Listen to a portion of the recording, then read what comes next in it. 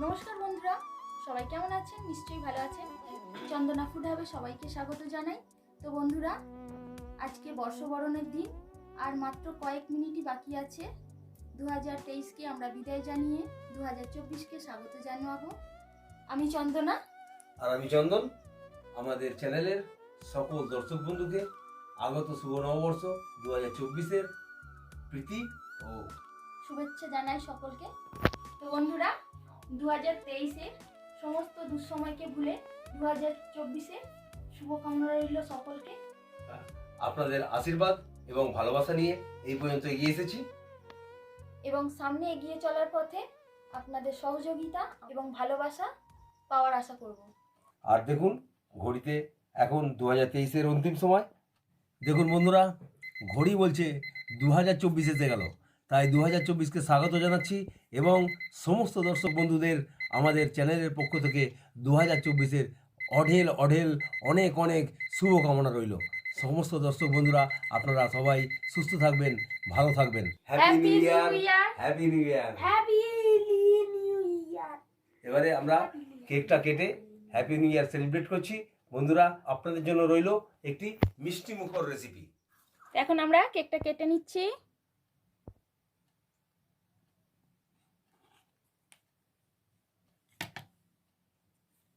নাও, happy new year, happy new year, happy new year. নাও cameraman খাও, happy new year, happy new year. সেই মিষ্টি মুখর রেসিপিটা চলুন আমরা দেখে নিই।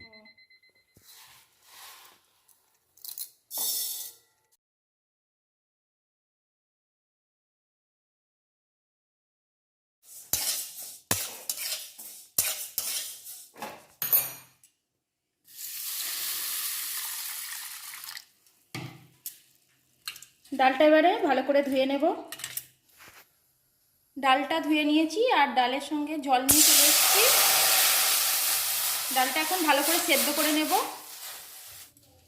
ডালের মধ্যে অল্প করে নুন দিয়ে দিচ্ছি আর ডালটা এখন সেদ্ধই হয়ে গেছে। এখানে আমি চালের গুঁড়ি করে রেখে দিয়েছি। এবারে আমি এই ডালের ভিতরের মধ্যে চালের গুঁড়িটা মিশিয়ে দেব। এখন গ্যাসটা অফ করে দিয়েছি। এর মধ্যে আমি চালের গুঁড়িটা দিয়ে দিচ্ছি। চালের গুঁড়িটা দিয়ে একটা ভালো ডো তৈরি করে নিতে হবে। এখানে বন্ধুরা আপনারা কালারও ইউজ করতে পারেন। এখানে আমি হাফ চামচ কফি দিচ্ছি, আপনারা চাইলে অন্যান্য কালারও দিতে পারেন।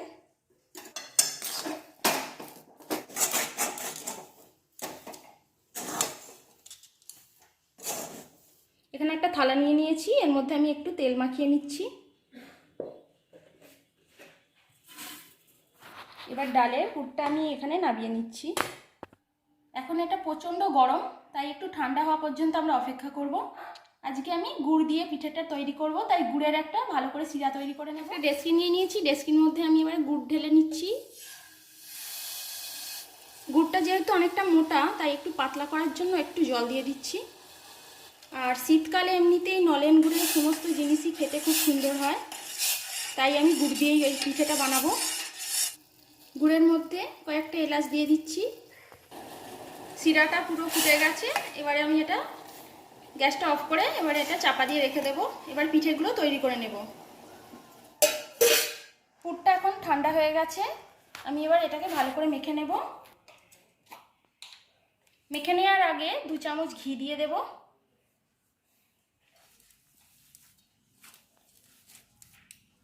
এটা কিন্তু খুব ঠান্ডা হয়ে গেলে হবে না, গরম থাকতে থাকতেই এটাকে ভালো করে মেখে নিতে হবে।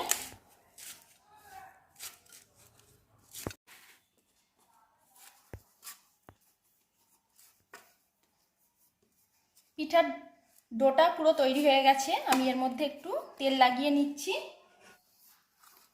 তাহলে ওপরের অংশটা শুকনো হবে না। আমি এবার 5 মিনিট এটা ঢেকে রেখে দেব।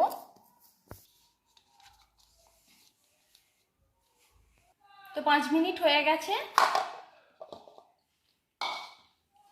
তো আমি এখান থেকে বড় সাইজের একটা লেচি কেটে নিচ্ছি। এটাকে ভালো করে গোল করে নেব। আমি এর দু সাইডে তেল লাগিয়ে নিচ্ছি ভালো করে। এবারে বেলনের মধ্যে আমি ভালো করে তেলটা মাখিয়ে নিচ্ছি।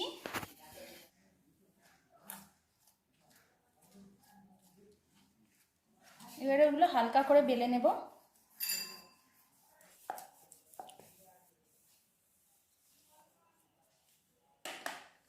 এটা একটু মোটাই হবে।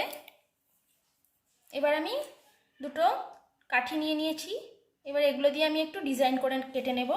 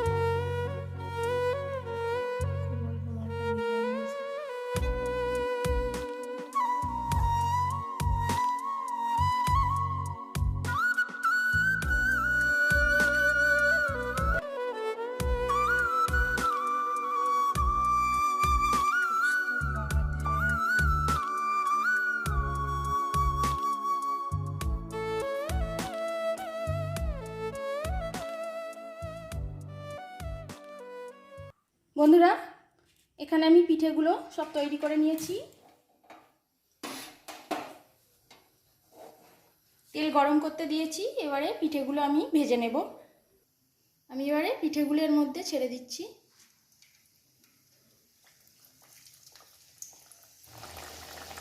আর পিঠেগুলো সবসময় উল্টো দিক করে দিতে হবে।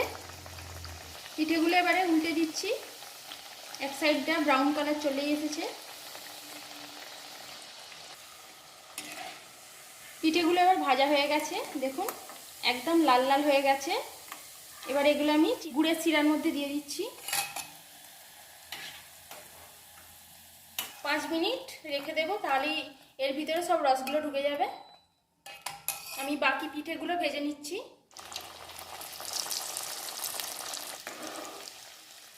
তো বন্ধুরা, 5 মিনিট দেওয়া হয়ে গেছে, এগুলো রস ঢুকে গেছে, আমি তুলে নিচ্ছি।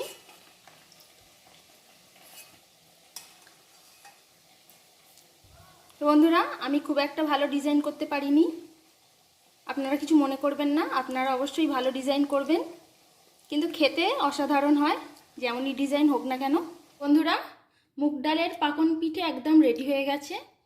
দারুণ রসালো একদম পিঠে, খুব সুন্দর খেতে। আপনারা অবশ্যই বাড়িতে একবার এইভাবে তৈরি করে খাবেন, দারুণ লাগবে। তো আজকের ভিডিওটা যদি ভালো লাগে তো প্লিজ আমার চ্যানেলটিকে লাইক, শেয়ার এবং সাবস্ক্রাইব করে আমার পাশে থাকবেন। সবাই সুস্থ থাকবেন, ভালো থাকবেন। ধন্যবাদ বন্ধুরা।